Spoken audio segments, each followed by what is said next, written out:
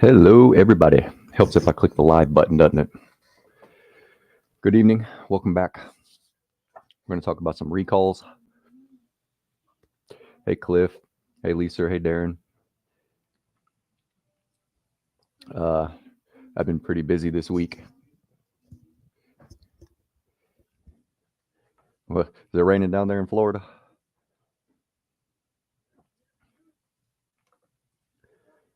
So I'm going to log into PTS right quick.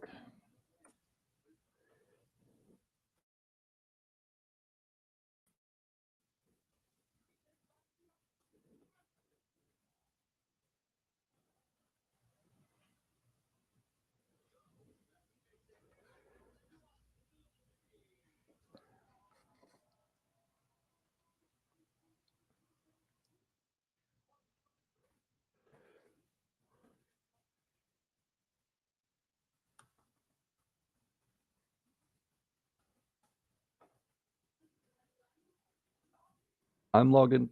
Raining here in Connecticut. It's raining here too. I'm logged into PTS. I'm going to go to the bulletin broadcast messages. You guys can't see what I'm looking at, but safety recall 22S73, supplement number 1. I did a video on this. You guys watch me install.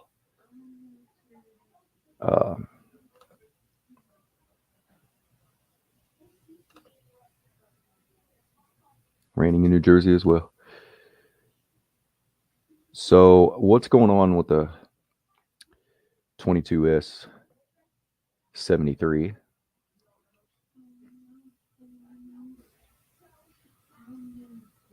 Is certain 21 through 23 Bronco Sports 2020 through 22 escapes with a 3-cylinder 1.5 engine, PCM programming, and drain tube install.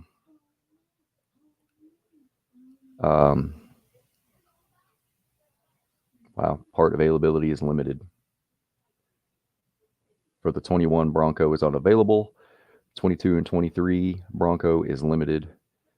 Escape 2020, 21 unavailable, 22 limited. This is kind of old because I already did like 3 of them. We are to install a drain tube in the engine cylinder head and reprogram the PCM using the FDRS. It must be performed on all affected vehicles, no charge to the vehicle owner, obviously. I have a VIN list that I can't get into.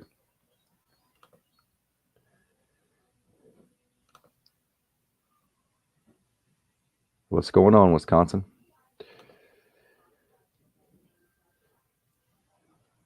That is not what I wanted.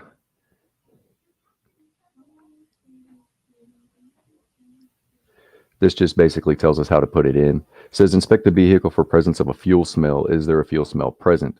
No. Proceed to step 2. Got to turn the steering wheel all the way to the left. You guys saw me do it in the video. If a fuel smell is present, is the fuel smell coming from the high pressure fuel injectors? Yes. Contact Special Service Support, SSSC. No. Repair the vehicle outside FSA, field service action. You guys saw me remove the battery, the air box, put the Loctite stuff on it, run the drain tube in, and then run it down. Pretty rude, pretty weird. Doesn't take too long to do. So I've been pretty busy with that. I did like 3 or 4 of them in one day. The other recall was a drive shaft inspection. I think it was on an F-150. I have to read the serial number, and then I have a booklet that's like 60 pages that has all the part numbers on it.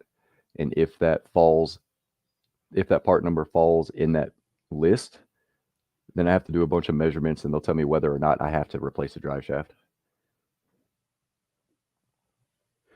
Yeah, it's pretty cool. You spray the primer on there, and then it's a green Loctite gel, and it actually holds it into the cylinder head and seals it. Yeah, once it's in there, it's not coming out.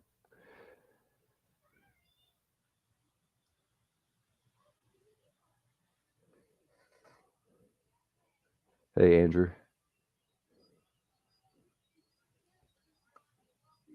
Yeah, that F-250 with the 6.2, the knocking noise, a lot of people were thinking it was a rod knock. It wasn't a rod knock. It's an intake manifold runner control. It was misdiagnosed at another shop, I do believe.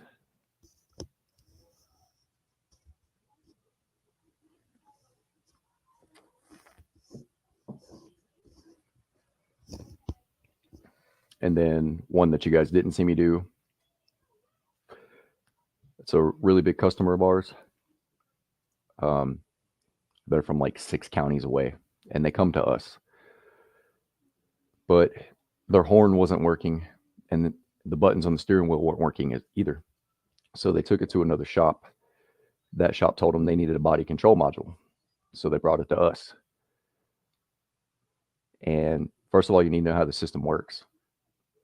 You push the horn or the buttons on the steering wheel, it goes through the clock spring.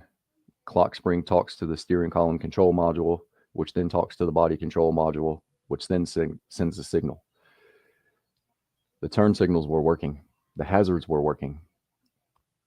So I hooked up the IDS like you guys saw me do with the intake, and I can manually do the horn with the computer. So what does that tell you? The problem is from the steering column control module back. But the turn signals and hazards work. What does that tell you? It's from the clock spring back. Pull out the airbag, pull the steering wheel off, take the clock spring out, and you can only turn them about 2.5 turns either direction. I could sit here and 360 this thing all day. The ribbon was broken on the inside. Well, I'm glad you saw that video, because now you won't be wrong. That'd be the first place you go look.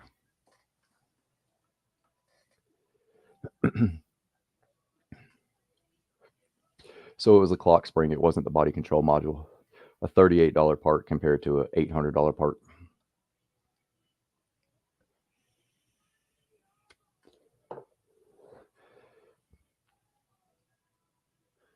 What kind of questions do you guys have? We can start off with that too.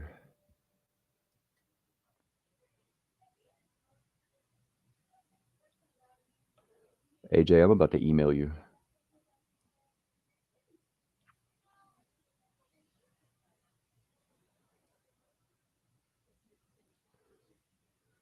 You're right, Lisa, clock spring.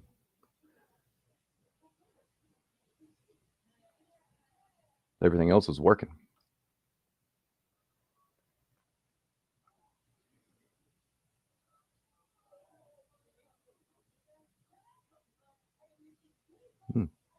Too many messages going on.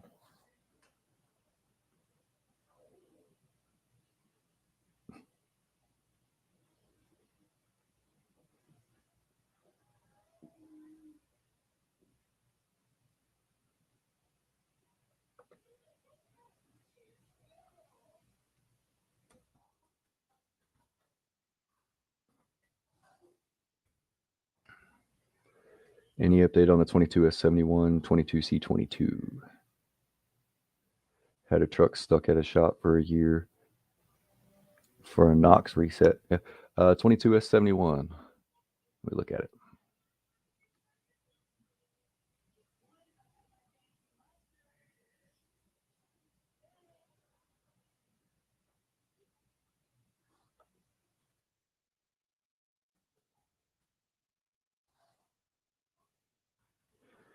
Brake shutter at low speed with 6-pot Brembo brake package. If you have a concern raised by a customer regarding the brake shutter at low speed on FPV vehicles fitted with a pot Brembo brake package before October 2010 production date, replace upper control arm with revised bushings. Part number. The upper control arm with revised bushings have been introduced since October of 2010.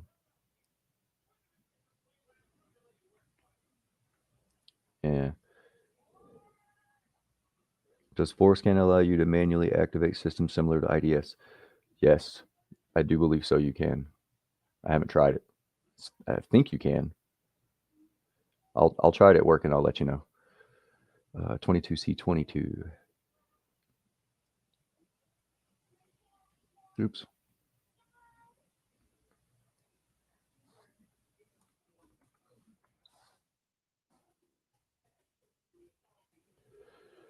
(2022) Mondeo Bronco Sport and F-150 front park lamp flicker.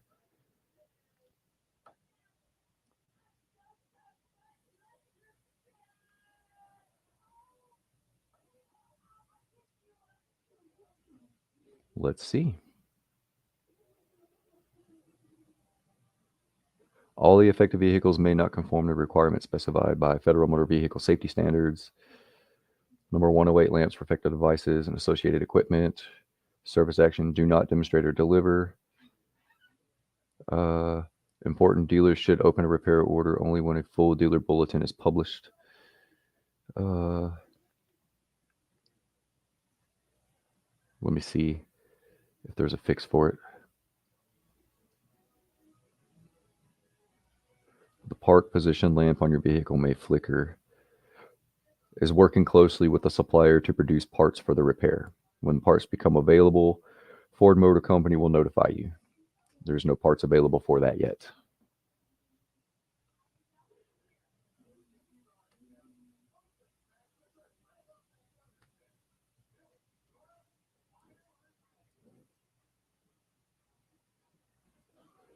(22S71) for windshield wiper motor.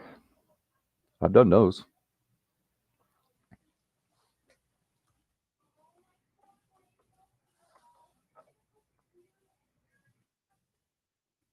Oh, I typed in the wrong thing, my bad. Windshield wiper motor replacement. Yes, I've already done quite a few of those. We have to inspect it. We have to take the cowl off, go up underneath there with the mirror and look at the part number.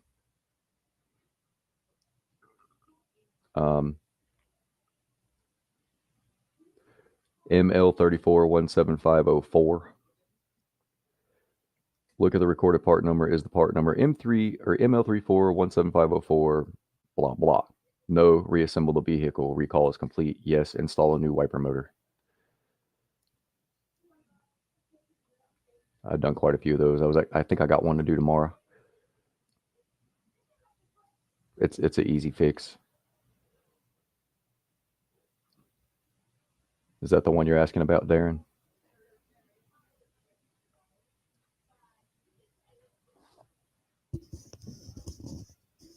Andrew, I emailed you.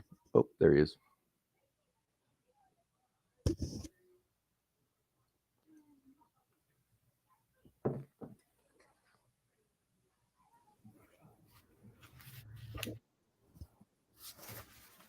What's up?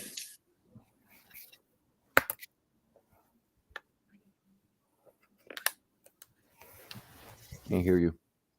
Can you hear me? Hello? Yes, parts are available for the wiper motor recall. I did like 2 or 3 of them on Friday.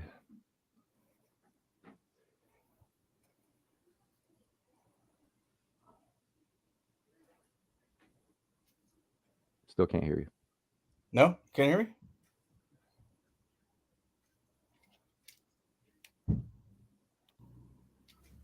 And I'm sorry about that other one. I typed in the wrong part or wrong recall when it said the Brembo package. That's my fault, Darren. I went back and looked. How about now? Can you hear me now? Can't hear you.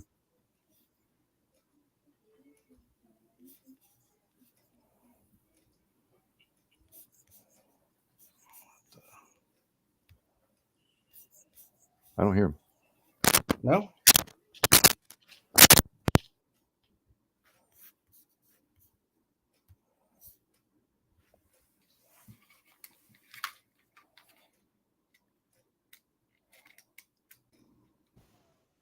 Say something.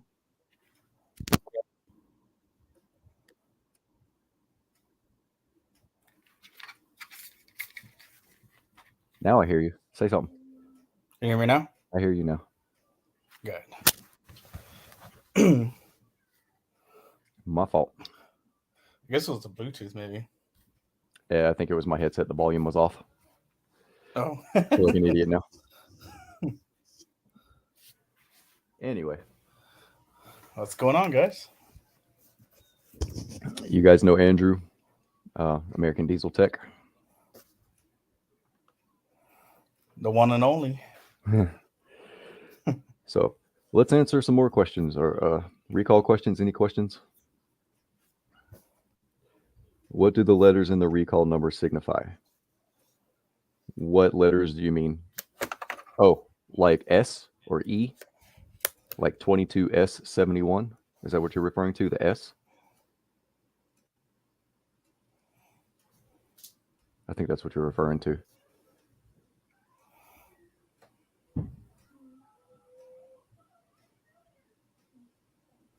If that's what you're referring to, the S in 22S71 stands for safety. If you get, say it was 22S stands for safety. If you had one that said E, 22E would be emissions.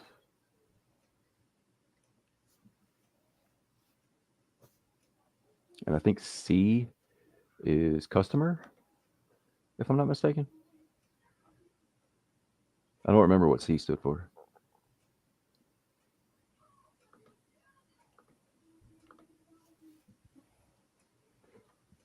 Excuse me. I didn't mean to burp in y'all's ears.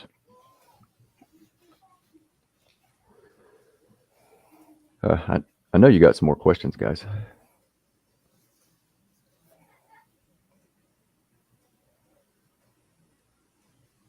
Yes, S stands for safety. Many STARS courses are displaying an error when attempting to launch. STARS team is aware of the issue. Oh, that's for my training. Oh, January 18th, 2021 through 22 Bronco APIM software update concerns during field service action 22C27. I have a 2020 F-150 Super Crew with almost 29K miles. With all the quality issues, it is worth getting an extended warranty. And do you know how much they cost? Yes, it is worth getting an extended warranty through your dealer. Get a Ford one. I would recommend the Ford Platinum one because it covers a lot more. How much they cost is it's different in every state. You have to talk with your finance person at the dealership, and they can do a cost for you. But it is worth getting it. Yeah, how the way things are going right now with like things being incomplete, delivered incomplete to dealerships, chip shortages. I mean, it would be worthwhile. And even Rich going, like, remember he was going through that alternator thing. Right. Yeah, 6 alternators later, it fixed it. Yes, stay away from CarShield. Stay away from. There's another one I did a video on. I forgot. But third-party companies, you basically want to stay away from. They'll tell you it covers a bunch of stuff. They'll charge you a lot of money. And then when it comes down to it, when your vehicle's in the shop getting fixed, they don't cover anything. They will find a reason to deny the claim. That's happened to me. I had I still have the 2008 GMC Sierra, and the guy was telling me, "Oh, buy all these coverages." Of course, I'm 17 years old, first vehicle, so I'm listening to the guy, and he gave me all these coverages and windshield and this and that, and every single time that I tried to claim something, oh no, it's not covered. You should have read everything. I'm like, so what is covered? Oh, this is covered, that's covered, this is covered. I'm like, so finally, one of those things was covered, and I told my ball joint went out. It's like, oh, that's wear and tear. So I'm like, it's like boggle my mind. Like, okay, so why did I get this? Seats, heated seats, front driver, adding, removing features, 12-volt battery drain, various Ford Lincoln vehicles, front seat track motor, module replacement, seat pan loosens. Nope, that's not it. Let me go to climate control. I'm trying to see if there's a fix for it yet. For AC performance, blowing warm air, Um,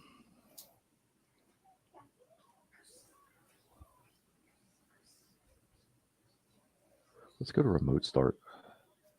See if I can do that. I'm trying to do this in the same time and watch you guys. Update regarding remote start, not operating the heated seats. Let's go to start, run, move.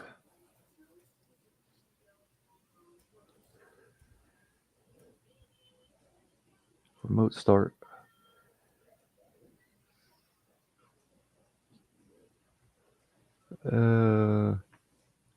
It's not showing me anything right now. Wait. No, it's not showing me anything right now. But I can actually go here.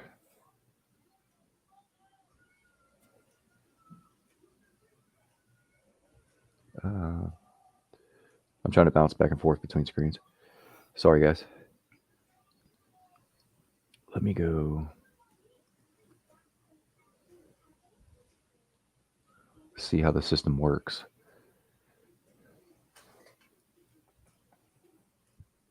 Heated seat.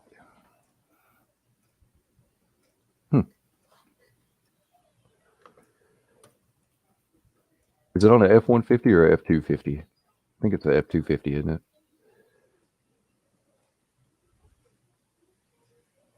Front center seat backrest.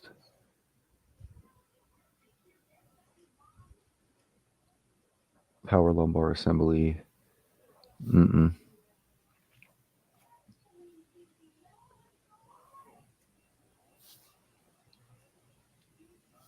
Nope. Let's do this. Let's go to overview. Power seat with memory. Heated seats. Driver and passenger heated seat control button and indicators are located on the front controls interface module. Heated seat system functions independently from the climate control system. Each time the heated seat button is pressed, it decreases one setting, sequence high, medium, low, off, etc. When a heated seat is set to high, all three LED indicators above the heated seat control button illuminate. When a heated seat is set to medium, only two. Heated ventilated seats. Remote start climate operation.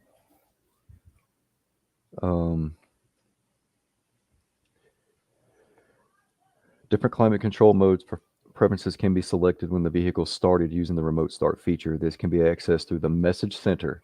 For additional information on how to set the remote start performance, refer to owner's literature. When the driver's seat and or passenger seat is set to auto mode, the driver and passenger heated seat activates in full heat mode. When the outside temperature is less than 0 or 32 degrees, 0 degrees Celsius, and full cool mode, heated ventilated seats only. When outside temperature is greater than 27 degrees Celsius, 80 degrees Fahrenheit, anytime the vehicle started using the remote start feature. No heated ventilation seat adjustments are recognized during remote start operation. Once the ignition is cycled on, the heated ventilation seats turn off. That's good to know. So it looks like you got to go into your dash. It can be accessed through the message center.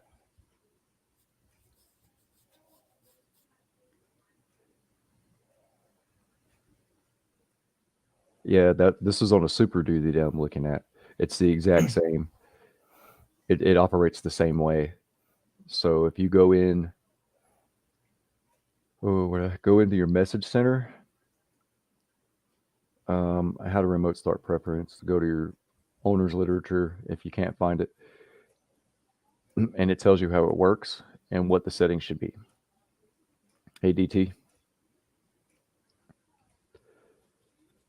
So I know a lot of people are saying that their heated seats don't work, but it's saying when the driver's seat and or passenger seat is set to auto mode, the driver passenger heated seat activates in full heat mode, excuse me, when the outside temperature is less than 32 degrees, and full cool mode when the outside temp is greater than 80, anytime the vehicle started using the remote start feature. No heated ventilation seat adjustments are recognized during remote start operation. Once the ignition is cycled on, the heated ventilation seat turns off, which means you would have to manually turn it back on.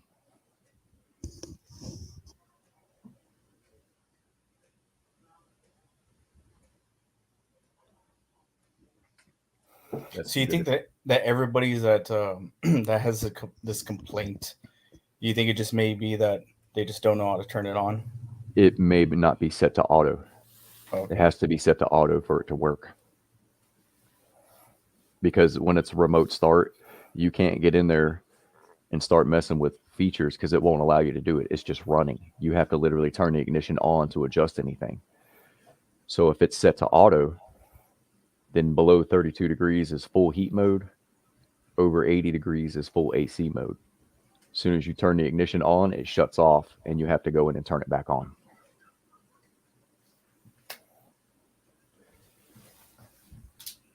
That's what it's telling me on the system operation, on basically how it works. And that's under Workshop Manual 501, Section 10A, front seat description and operation.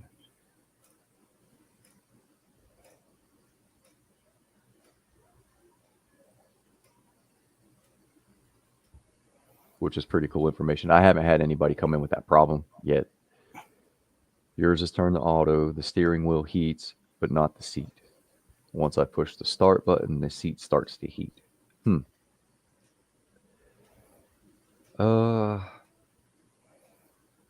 What year is yours? It'd be great if I had a VIN, then I can see if there's a TSB by VIN.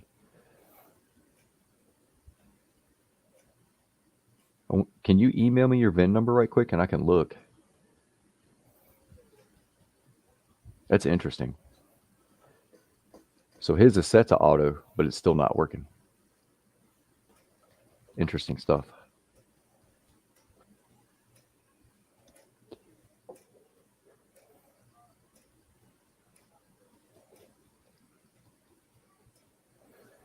I wonder if it's just on like certain years, where after a certain year they start programming it to that specs. I'll put my email in here for you. 2022. I'm gonna look at it. I'm gonna look under 2022 year model to see if I come across anything. I'd rather go VIN specific, but since I'm waiting on an email, let's go.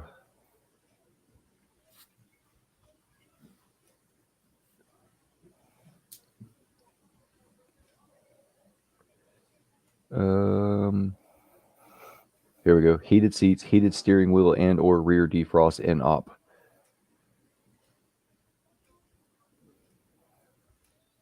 Some 21 F1 vehicles built on March 23rd, 21 and through March 31st, 21 may exhibit inoperative heated seats, heated steering wheel, and or rear window defrost. This may be due to the configuration in the gateway module. To correct the condition, download and run the gateway module A configuration app using the latest version of FDRS. So there's something there for that.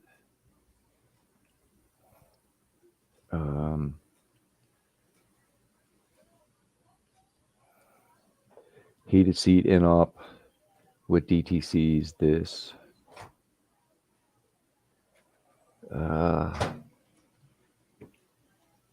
In the driver front seat module, this may be due to various software parameters. Download and run the driver front seat module configuration app. So there's two different things going on here. Let me go look under remote start. Do you still hear me? Yep. Okay.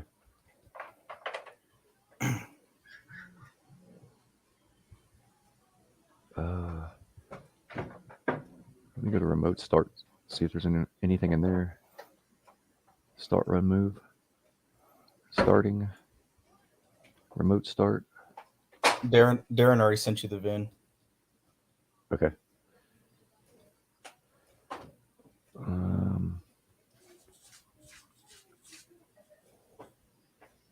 Forward pass missing button to activate vehicle.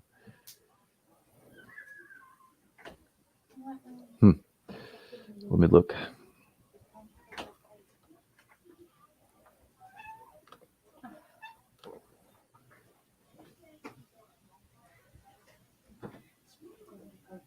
There we go. Oops.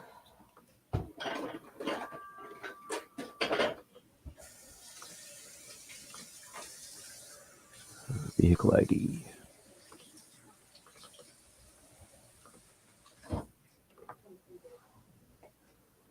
Let's see if that loads up anything. 2022 F-150.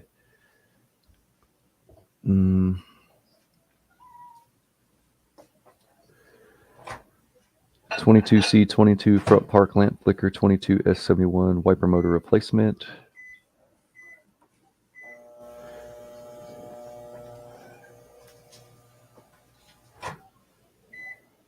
You don't have a whole lot of miles on that thing.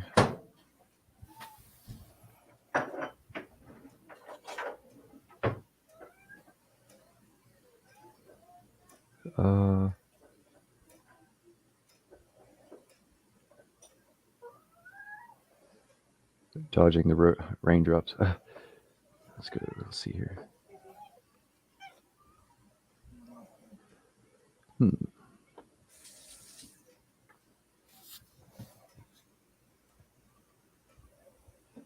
Say, what's today? 22nd? Yeah.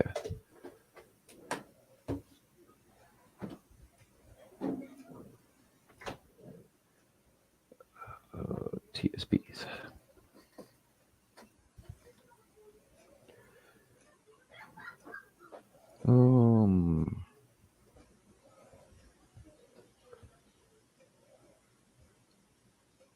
Comfort Entertainment.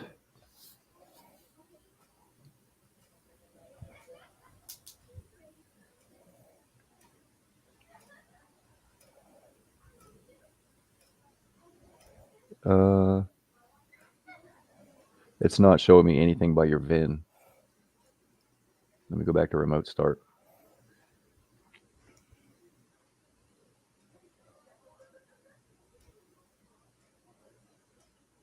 Starting.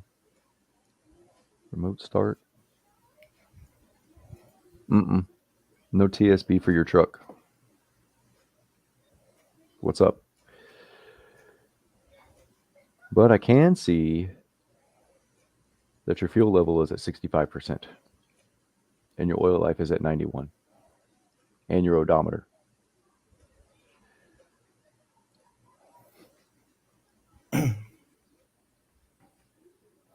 And antimatter blue signature navy. That's a pretty color. So it shows even his recent mileage. Yeah, he's got Ford Pass connected. Oh, okay. I mean, I can't see where he's at or his address or anything like that. Right. But I can see his miles, his fuel level, his TPMS, his oil life.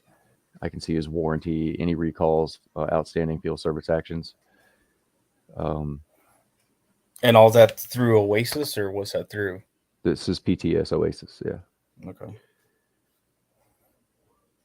I can see where he bought it. I can see any warranty claims. That way, if it comes back in for another warranty claim, I can see what was done.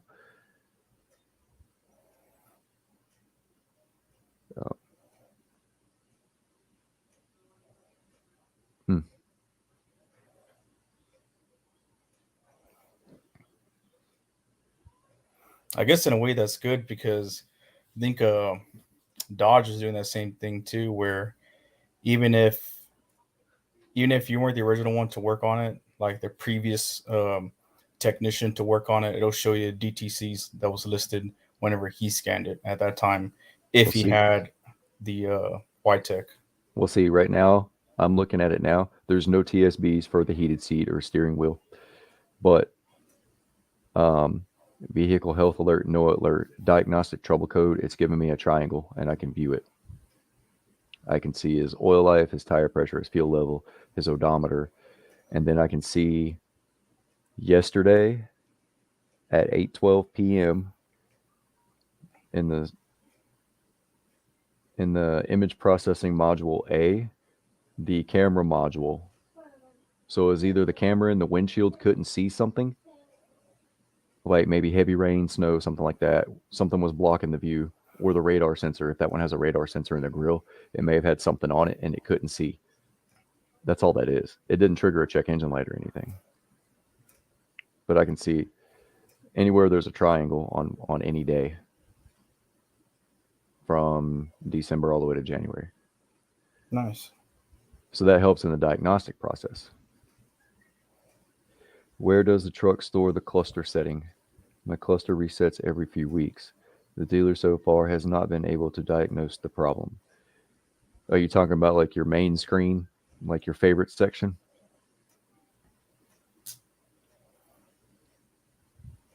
It should store it in the IPC.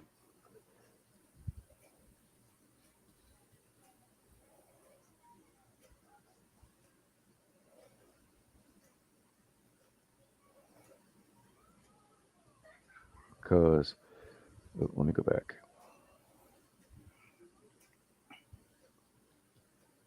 I can see the Ford dealer that he bought it from, which I'm not going to say the name of it. Confirm concern. This is some warranty that you had done June 17th of last year, and then some more warranty in May of last year,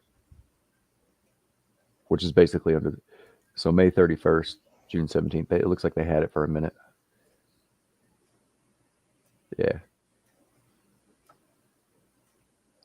And that helps me out because if he came here and there was another problem, I can see what happened.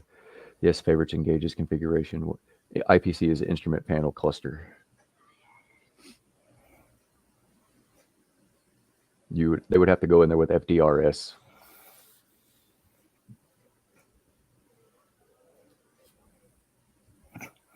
Yeah, because if he's losing memory, it kind of almost sounds like a battery issue, like Ford Boston was talking about. Yes, with all these new trucks coming in with dead batteries and junk batteries. Yeah, let me look at that. But then again, you would have had a plethora of codes. Headlamp switch module, switch pack, camera module, no DTC present, control module improper shutdown, control module improper shutdown, switch pack, camera module. These look like possibly low voltage codes. Yeah, improper shutdown. That should be like low voltage, like it's going like below 10 volts. Vehicles may exhibit a condition of intermittent headlamp operation while the vehicle is off and have a diagnostic trouble code stored in the body control module. Internal logic within the headlamp switch. So that's probably that recall where they flicker. He says that they replaced the battery. Did they reset the BMS or? Yeah, I think that's what's going on. It says that they were trying to program the truck. They were trying to program the truck? That's what Darren says. They have already replaced the battery when they were trying to program the truck. Did they have a battery charger hooked up to the truck? Because if not, if it goes below 12.2 volts, it's not going to like it. A whole bunch of funky things can happen. Did they reset the battery monitoring system? That's a big indicator. So you can actually reset the battery monitoring system yourself if you flash the high beams 5 times and step on the brake 3 times and see if that clears up. And that's key on, engine off, right? Yes. So, but is he push button or? It doesn't matter if it's push button or not. Yeah. Just if it's push button, just start it till it's on.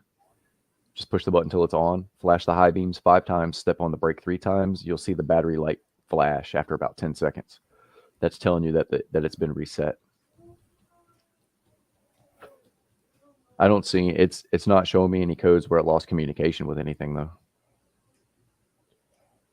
They still had a charger, but it still needs to be replaced. Yeah, when they program these things, you got to have a battery charger hooked up.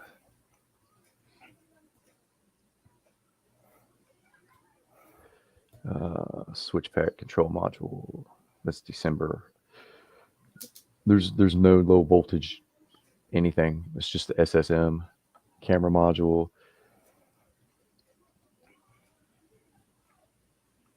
No power to the distribution box. Rear camera in-op. Rear park assist in-op. Box lights in-op. Power up down tailgate in-op. Unable to open tailgate by tailgate switch. No tailgate ajar message when the tailgate is ajar. May be caused by faulty connection between the pickup bed tailgate rear lamp assembly or bumper where the connectors are disconnected, damaged, or coated with bed liner. Prior to performing any warranty. Okay. I actually had to do one of those unintended opening.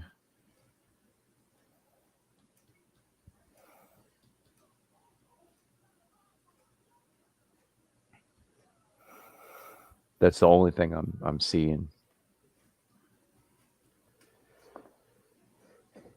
I would go out there and reset the BMS myself just so I know it was done. Yep. Ain't gonna hurt nobody. No. Just going to reset the BMS. That's all it's going to do.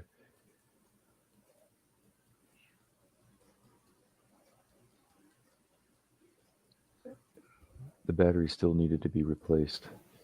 They had a charger connected to it. I'm willing to bet that they didn't reset it. Yeah.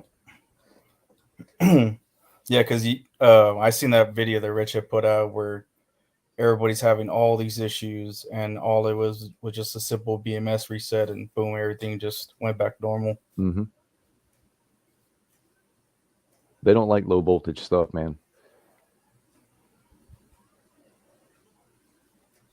When it comes to things like that, you know, it'll start shutting things down that is not needed to save the battery. The battery is fine, but it stores a memory. So when the battery voltage drops from sitting on the lot or whatnot, it still has that stored in the memory. And if the battery is full, you need to tell it. Like when you replace the battery, it knows the state of charge from the old battery. It doesn't know that you put a new one in it. So you have to tell it, hey, I have a new battery in here. Otherwise, it's just going to keep acting funky. Mm-hmm. When you tell it, hey, reset, it's going to reset the state of charge and it's going to monitor it. And then everything will come back online. Yeah, try resetting it. Let me know how that works. Yeah. If it still keeps losing your favorite stuff, let me know. Shoot me an email. And I'll talk to some of the senior master techs to see if they've come across anything like that. Which I want to say too, had one of the head sales guys for Advance come by. He had a whole fleet where they put regular conventional batteries to the AGMs that they were coming back exploded, Mm-hmm. and all this stuff, like just because they didn't want to pony up for the AGM. So if I were to give you any advice, please go with the AGM, put what's recommended in there, and just be done with it. Well, it's got auto start stop, so it needs an AGM. Mm-hmm. Yeah, if you put a regular lead acid filled inside of an auto start stop system, it's not going to last long at all.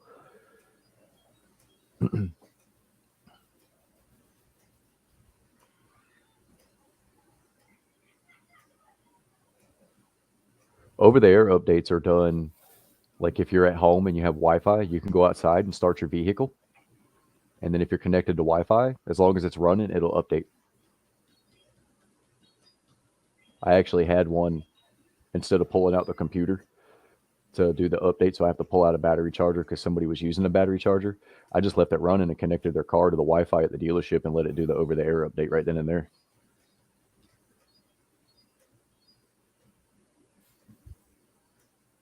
I actually did my truck. The APIM accessory protocol interface module needed an update. So you can do it USB or you can do it over the air. So I just connected it to my Wi-Fi and left it running outside. It took about 15 minutes.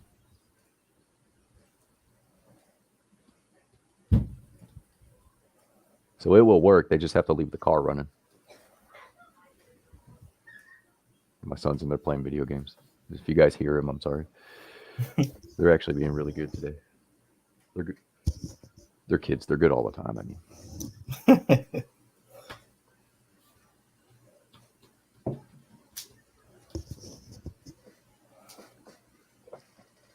I had a busy week. Did you have a busy week? Hell of a week. Like right before I left, I just set my tools and I was like, you know what? I gotta go. I got to go already. Like I gotta go home. Like I got a 9 hour drive. I got to go home. Yeah. So Friday at 4:59, I was like, clock out, gone. I'll finish this on Monday. Yeah. I got a 10.5 hour ticket Friday. Well, I got it late Thursday afternoon. Mm-hmm.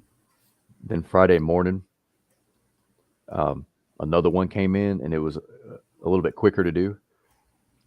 And so it was a Ford Ranger. I had to do it's a Ford trailer control module, not the one that's on the passenger side. This is because he didn't have one.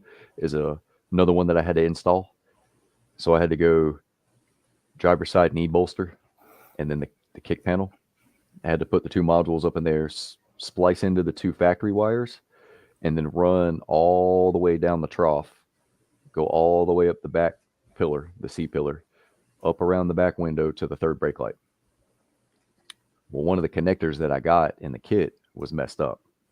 You cannot get that. You cannot get the connector. It's part of the LED taillight assembly, and it's like $300. You can't get just the harness by itself. And I looked at my service advisor. I was like, I'm just going to solder it together. He's do what you got to do. So it works. Everything works. Right. So I pulled that escape back in. It's a 17. It's right side lower control arm, right side wheel bearing, left side front axle, CV axle. Valve cover is cracked. And then the only thing I got left is the valve cover and the alignment. That's it. It's a 10.5 hour ticket. And Nice. I'll be done with it by 10 o'clock tomorrow morning. So what's up that safety recall you've been doing? Is it just like to bleed off the fuel onto the floor? No. Well, that's what it will do. You're welcome, Darren. Just keep me posted. Keep me informed. That is for the injectors. If they crack, then you get a fuel smell. It'll actually fill up that little valley, and it'll run out on top of the engine and transmission, and it's a fire hazard. So what that does, we have to inspect, smell for fuel. And if we don't smell any fuel, obviously, you take the airbox out, take the battery out, and you can actually see it. I'm sure you saw the video. There's that hole right there in the cylinder head. That's the channel. Spray the primer on the hose, on the metal piece, put the green gel Loctite on it, shove it in there and hold it for about 10, 15 seconds. And then you have to route the hose. There's a couple different ways you can route it.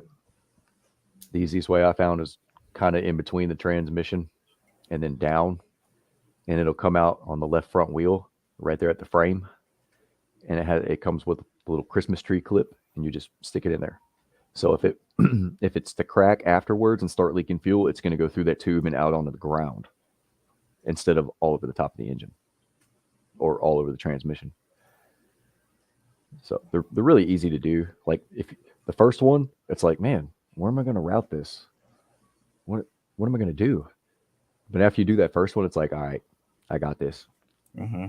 It's easy. So is it one specific engine, or is it 1.5 liter, three cylinder? It's the Bronco and the Escape. The parts are available for it now. I mean, I was just reading a bulletin earlier that says that the parts are limited or unavailable, but they're available.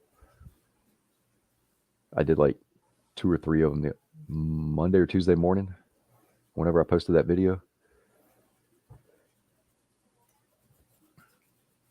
Thank God I don't got to do recalls anymore. Depending on the recall, I don't mind doing recalls. It just depends on which one it is. I did the one for the F-150. I didn't film it. I didn't get a chance. I had to do what was it? Was it the F-150 that I did? Or a Transit? It was a Transit. You have to look at the barcode on the drive shaft, and there's a number on there. It's like 9 numbers. And then I have a sheet. It's called the suspected part number list. So I have to look at that whole number and then go through all those numbers on that sheet. And if it matches, that's on there, then I have to do a whole bunch of measurements from like, you know how the center bearing, how it kind of does like this and it flexes. Mhm. So I have to Right. measure from that point and then apart on the frame and then on the back side. So I have to be within a certain degree, send all that in, and then they'll tell me whether or not the drive shaft needs to be replaced. If my number is not on that list, which is the number that I did was not on that list, I have to take a picture of it and then I have to send it in kind of like I'm doing an SSSC, but it's not. It's actually called a, where'd it go? Report of vehicle concern. And I just fill it out and I say this number is not on the list. I did the inspection, drive shaft pass, and then I send them the picture to prove that that number is not on the list. And then the recall is complete. So it's pretty easy to do. Yeah, I think the last time I did one, it was like on a 6.4.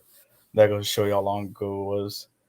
It was 6.4, and then we were replacing long blocks at first because we didn't know what the issue was. Then short blocks, and then long story short, it was like there was getting a crack in that very back cylinder, number 7. Mm-hmm. And then the fix that they were telling us to do was to take out the freeze plug and then put epoxy down in there and then close it back up. I was like, yep, this is some good stuff here.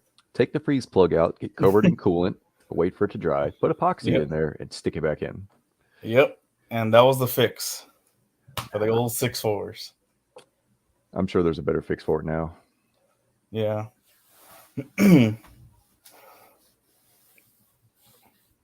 Well, still in here. We have a few more minutes. I can answer a few more questions.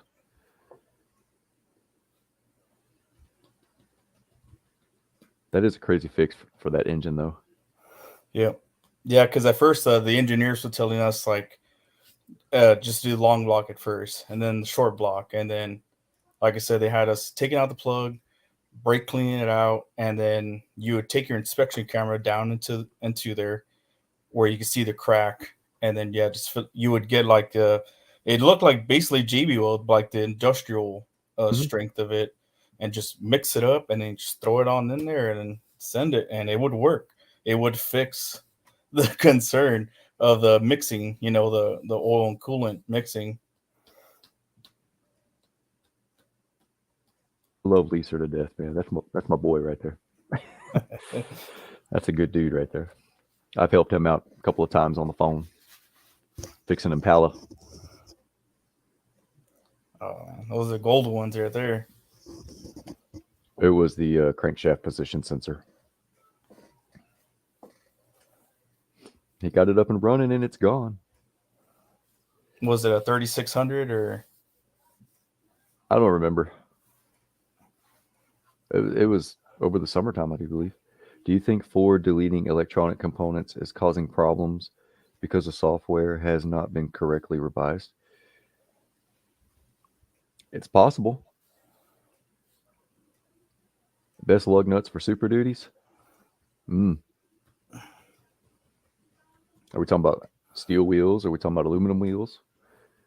How about... King Ranch, you got rims on yours, don't you? I like BMF. I used to have BMF stuff on my 2011 F-150 that I had. They were like, like the 6 spline. You have to have that really long socket to get them off.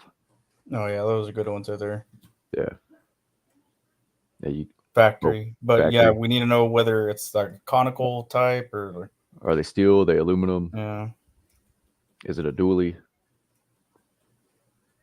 That's a good question about deleting the electronic components causing the problems. I'm going to look into that some more. Tired of the swelling. Yep, the infamous lug nut swell. Yep, that's conical. Mm-hmm. Man, you probably just go down to Advanced Auto Parts or something and get some good lug nuts.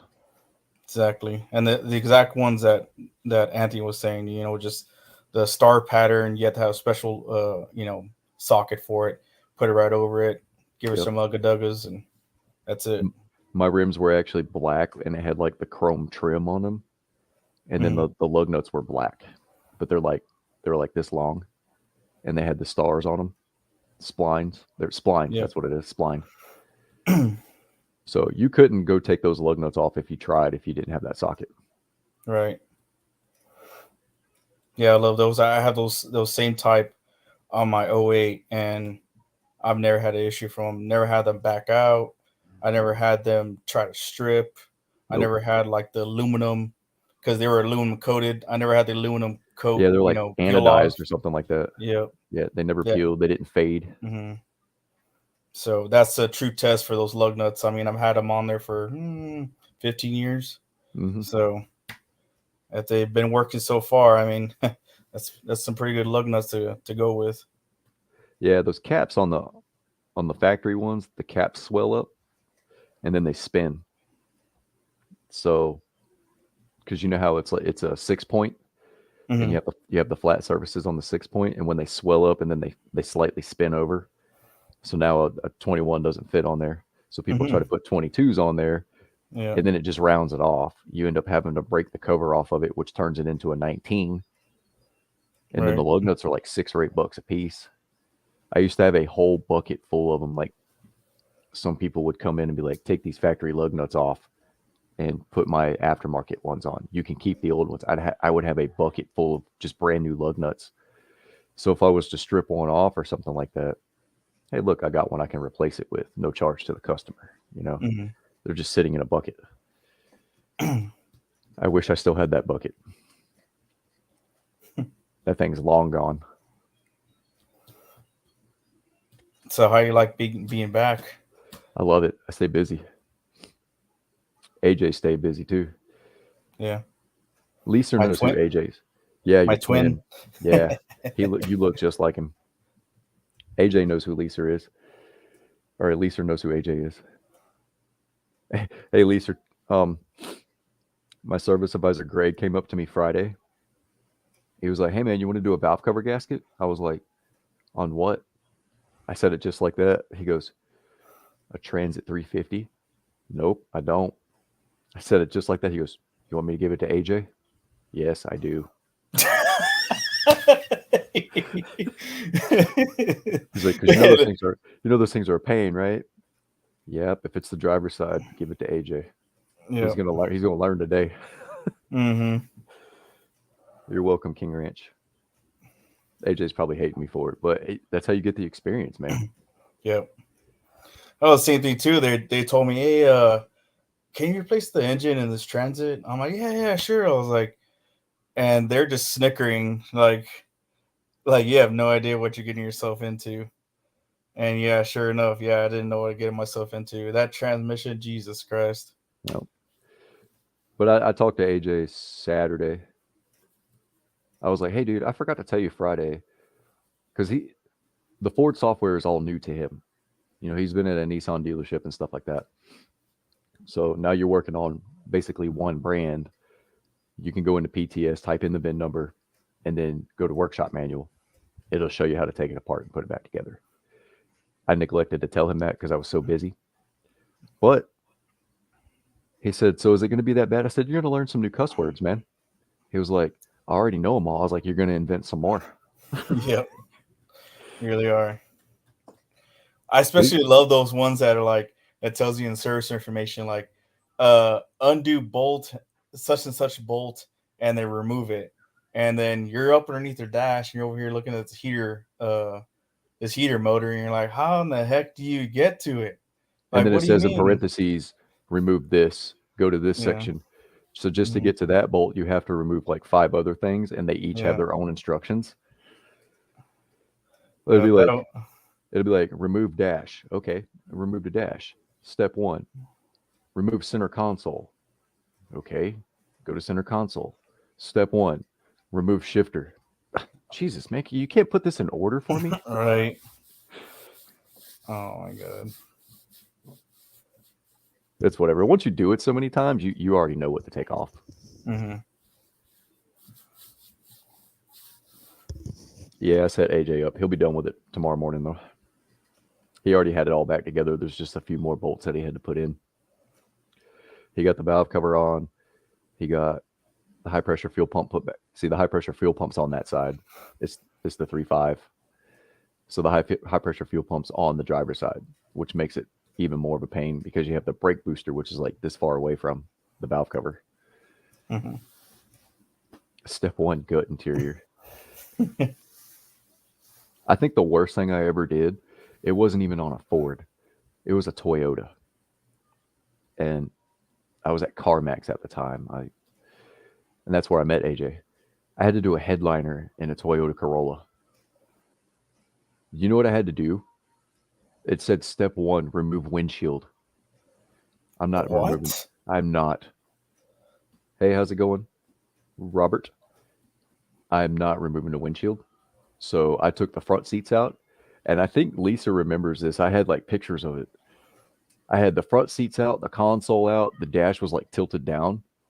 And we kind of came in at an angle and put it in that way. Because if you crease it, you're done. So I was not taking the windshield out. I gutted the inside of the car. Well, didn't Scotty always say that the Toyotas live forever? I'm not even. He's a Toyota fanboy. Yeah. So you guys got some more questions? We have a few more minutes. That sounds like something Lisa would do. Just step 1, gut the interior. What are you doing? Changing the oil?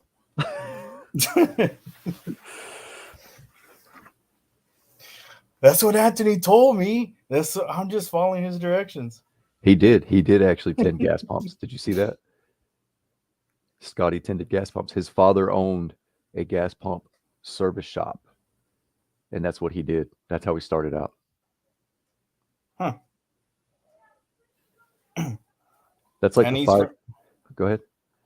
No, and he's from Texas too, so it doesn't make you feel all that bad. Yeah, he lives in Tennessee now. He's not too far from me. Yeah, I wish he'd go back to Texas. Right. So I remember the 5.4. I had to do an oil pan in a 5.4 Triton, and it was my first one that I had to do.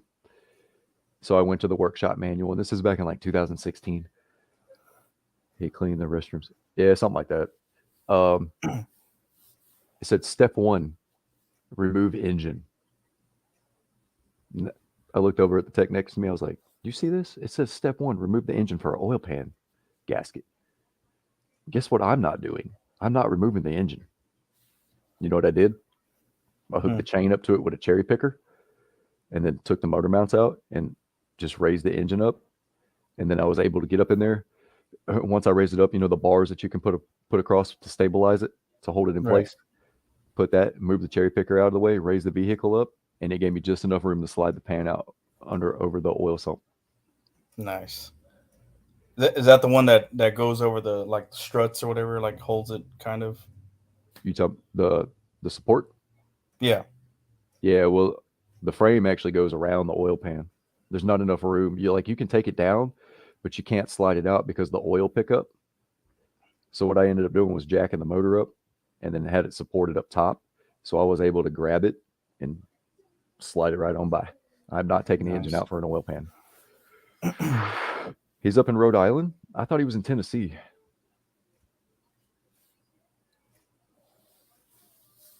God knows where that dude's at.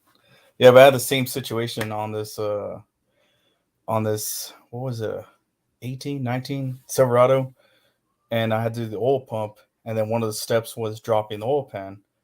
So I was like, I'll just drop it just enough too, that way I can sneak out the oil pump. So I did all that. I looked down in there, and I was like, what? They got rid of that. It was like a built-in oil pan gasket, which was on the up to 2016. So I didn't know in 2017 on the Silverados they got rid of that and they put just silicone, just like they do with the Power Strokes. So there I was dropping the whole front differential, dropping the whole steering rack, everything just to drop that oil pan. I was ticked off. I was like, wow, I can't believe all this. Oh, an easy way to replace the struts on a 2013 Escape. Oh, that's easy, man. Watch this.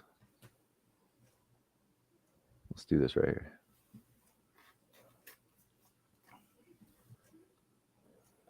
Is it all-wheel? No, it's front-wheel drive. Duh.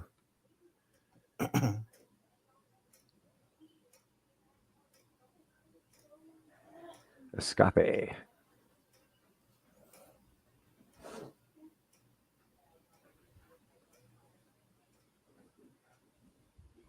Struts Workshop Manual.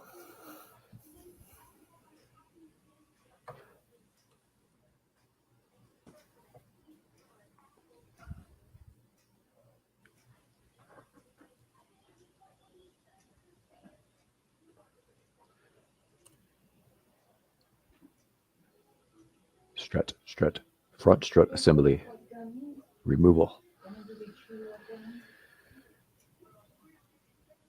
Oh yeah, this is just like the one I just did.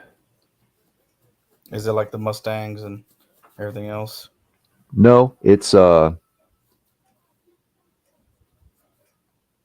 There's 3 bolts on top, obviously. That's 3 bolts that hold the strut tower in to the vehicle. You got to remove the brake hose, remove the stabilizer bar link, the nut, and move the stabilizer bar aside. And then you're going to remove the wheel knuckle. And it says remove the cowl pan and remove the upper strut bolts. And the strut from the spring assembly. So the hardest part about that is where removing the knuckle, because the strut slides down inside the knuckle and there's like a notch. It's like that. Easiest way to do it, spray some lube down inside there. Once you get everything out of the way, put your hand on the bottom with it, smack it with a hammer, and it'll fall right out in your hand. Then just hold the strut with one hand, take the 3 bolts out, pull the strut out. When you put the new one in, when you put the knuckle back on, get you like not a punch, but one of those flat chisels that's just a little bit bigger than the opening, and come from the bottom. And that'll open it up just enough, and you'll be able to just grab it and push it on. Once it's on there, pull the chisel out and then slide your bolt through. Easy. Isn't that one of the ones where you can only turn the nut side and not the bolt side? No, you can turn the bolt side. You're talking about a spline bolt. Right. The 17 Escape's the same. I just had to do it because I had to do the wheel bearing and the lower control arm. I had it off in like 15 minutes. Doing the wheel bearing is actually the hard part because the wheel bearings are pressed in, and then the hub is pressed into that. Had some fun with Escapes. Couldn't figure out why it was running so rich and dying. Tried O2 sensor, cleaning the throttle body. Ended up being the coolant temp sensor saying it. Yep. Yeah, that'll do it.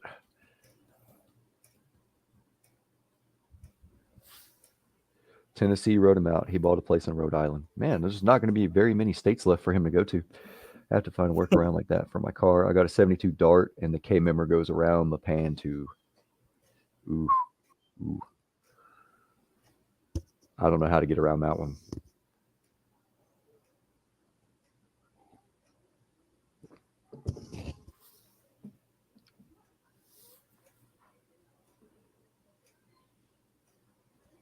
Yeah, Escapes aren't too bad once you do so many of them.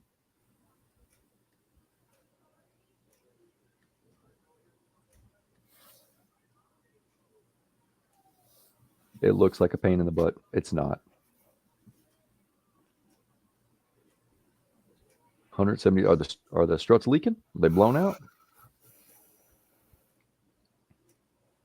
Did you just yawn? Me? No. No. I was just breathing in. Oh. I'm wondering if I wonder if those have the strut bearings or not. They do. Yeah. Because which one was it? I think it was another Escape that I was working on. It was. The right front strut was blown out. So I quoted out both of them just in case, but it doesn't come as an assembly on that year through Ford anyway. So I was looking at the parts breakdown. There is a bearing on top. Yeah, he says strut bearing's strut bearing's bad. Yep. Since you're in there, might as well replace the strut too. Yeah. If you're going to replace the bearing, do the strut while you're in there. Which I'm not in any which ways promoting Advance, but Advance does have that complete assembly. They call it quick strut, which I'm pretty sure you could probably get elsewhere, which is quick probably struts, what I would recommend, just doing it like that. Yeah, because if you don't have a spring compressor, ratchet straps don't work, zip ties don't work. You can get hurt. Yep. Now that I'm getting more expensive, it's not so bad. I've had fun with the wheel bearing on those. Was seized into the hub and had to use a torch. Oh, wait, on the Escape,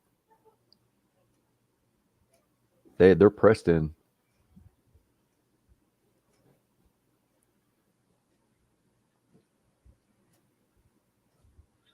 I had a mobile business. I'm only at a dealership now.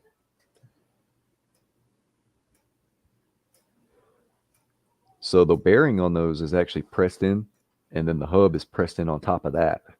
There's a snap ring on the back that holds it in. And I actually learned a trick from a senior master tech when I did the wheel bearing. When you press the hub out of the bearing, part of the upper, you know how part of the bearing stays on the hub because it's all pressed together. He was like, take that over there to the vise. We'll get that in a minute. I'm like, I don't want to cut this thing off, man. This is going to be a pain. He's like, we're not going to cut it. Just go set it over at the vise. Go get the torch. Okay. He got the 1/2-inch drive extension, put two of them together, put that in the vise, stuck the hub on top of it where the studs were facing up, grabbed the torch, lit it, grabbed the stud, and heated up where that bearing was stuck on there and just spun it around, and it fell off. I was like, what in the world? And you can still grab the hub. It's not hot.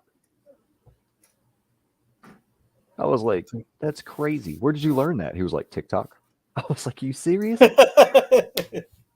Oh, TikTok.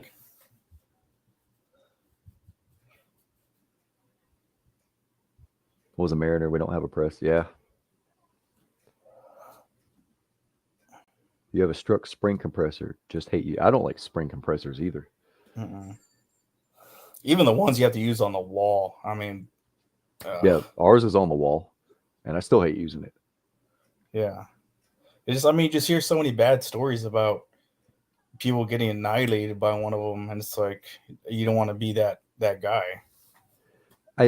Certain struts, because like the wider ones are fine. The wider springs, they're fine.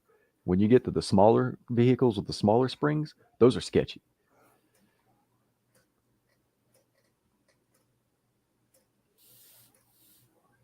You're in Rayford?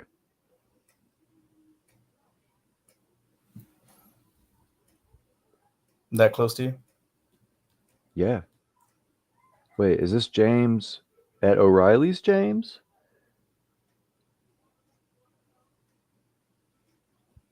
And what kind of truck do you have? That would be the way to go, fully loaded struts. Yep. But I have one of those 55-gallon blue barrel drums, the plastic ones, outside, and there's nothing but struts sticking out of it.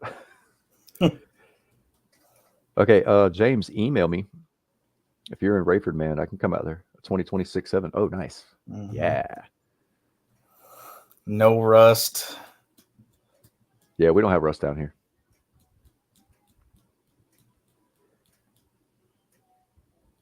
I can come take a look at it, James.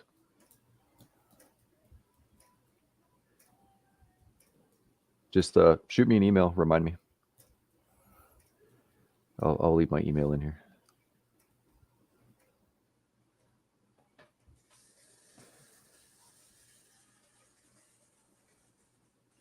But that's going to conclude this evening's broadcast. Hello, kitty. Don't forget to hit the like button, guys. Yeah, the like button. Oh, yeah, I can put that in here. Watch this. Hey. Gotta smash that.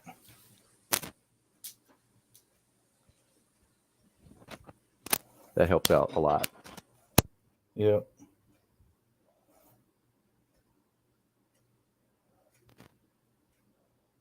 Gotta be like Kai, the hatchet wielding hitchhiker. Smash, smash, smash. Oh, I think your audio went out.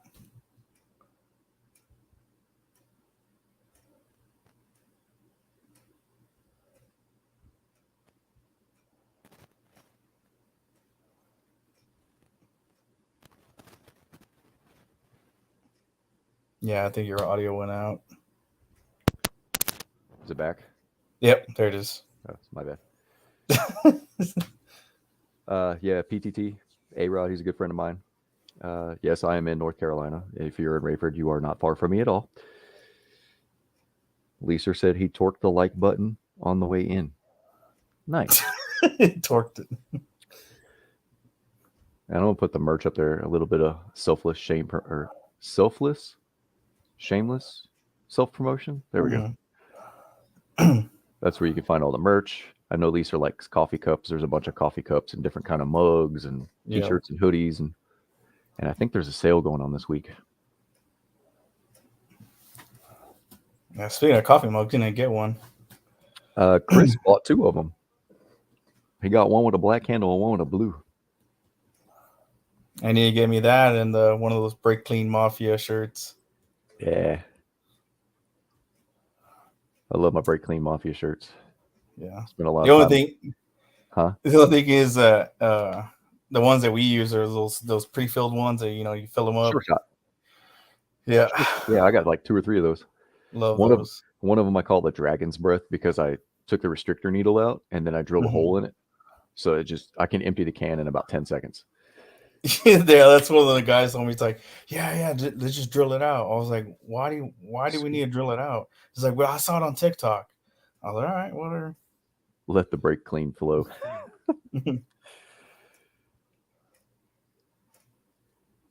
Oh. Yeah, James, just shoot me an email and I will tell A-Rod you said hi. I'm going to cut it off right here. I have some things I have to do this evening, get everything ready. I got to go to work in the morning. I have a workout that I have to do tonight. So, but I appreciate you guys. Make sure you hit the like button. Go check out the merch store. I will see you guys on the next one. Catch you later, guys.